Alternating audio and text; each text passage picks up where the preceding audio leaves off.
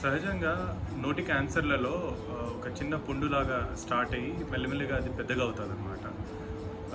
So చిన్నగున్నప్పుడే మనం దానికి biopsy చేసుకొని దానికి తగ్గట్టు ట్రీట్మెంట్ స్టార్ట్ చేయడం అనేది జరుగుతుంది.